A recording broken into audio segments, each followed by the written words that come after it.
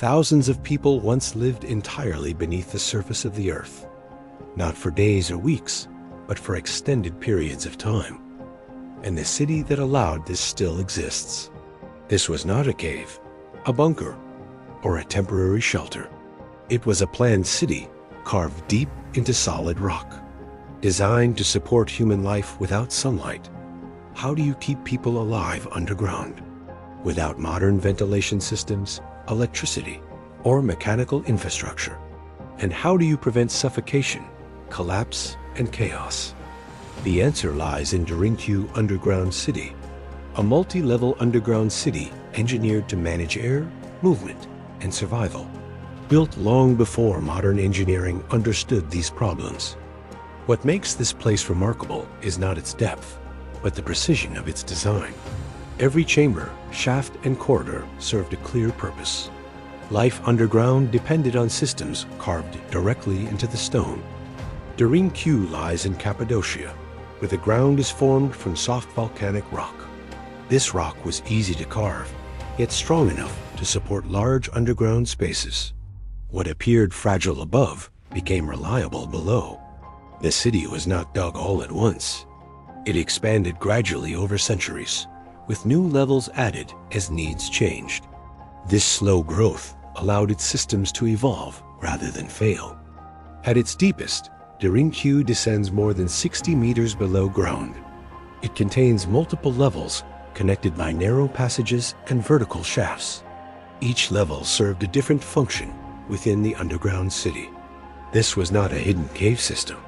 It was an organized settlement with rooms, storage areas, kitchens, stables, and communal spaces. Every function required planning to work without sunlight. Living underground creates immediate problems. Air becomes limited, smoke accumulates, and heat builds quickly. Without solutions, long-term survival would be impossible. Derinkyuu solved this first problem through ventilation. Vertical air shafts connected deep levels to the surface above. These shafts supplied fresh air while allowing smoke to escape naturally. The airflow was passive, not mechanical. Differences in temperature and pressure kept air moving continuously. Even the deepest chambers remained breathable. Movement inside the city was also controlled. Corridors were narrow, curved, and deliberately uneven. This limited crowd congestion and slowed sudden movement. Access between levels was restricted by design. Stone doors could seal passages when needed, isolating sections of the city. This prevented panic and protected inhabitants during danger. Despite its depth, the city maintained orientation. Paths were repetitive and predictable, reducing disorientation in darkness. People could move without confusion. Food storage was distributed across levels. This prevented over-reliance on a single area and reduced risk during long stays underground. Supplies could be accessed without crossing the entire city. Water access was kept separate from living areas. Wells connected to deeper groundwater sources, avoiding contamination from surface threats. Clean water remained available, even when entrances were sealed. What emerges from this design is not improvisation.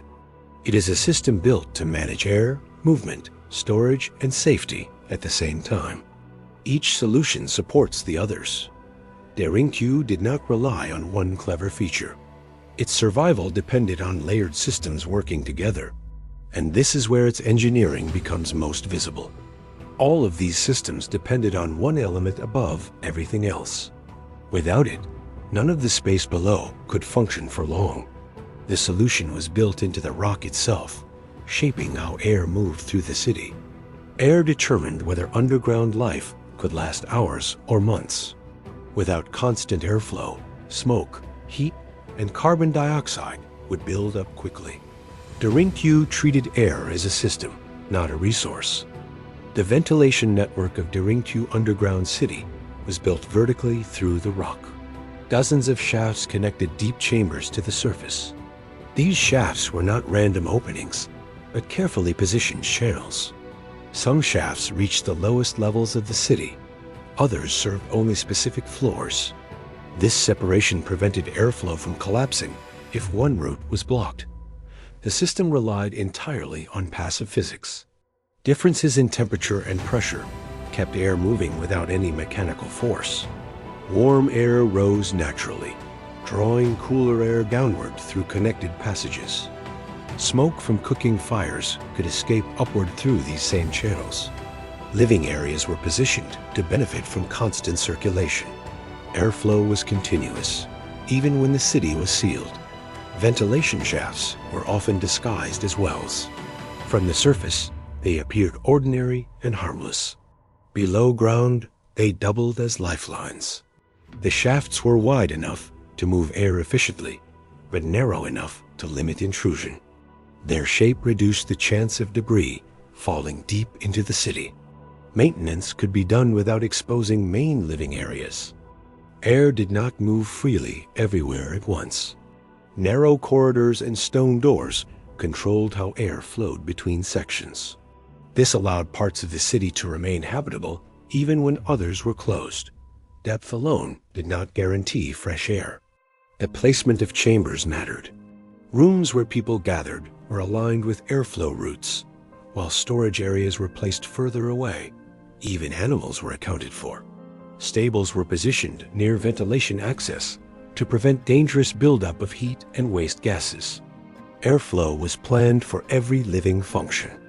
This system did more than supply oxygen. It stabilized temperature underground. Seasonal extremes on the surface barely reached the deepest levels. What appears today as a maze was once a breathing structure. Every vertical shaft connected human survival to the surface above. Air was guided, not left to chance. Without this ventilation network, Derinku could never have supported long-term habitation. It was the difference between hiding briefly and living below ground. And it defined how the rest of the city was organized. Once air was controlled, movement became the next challenge. Managing how people passed through narrow spaces required equal precision, and that logic shaped every corridor carved into the rock. Movement underground creates a different kind of risk.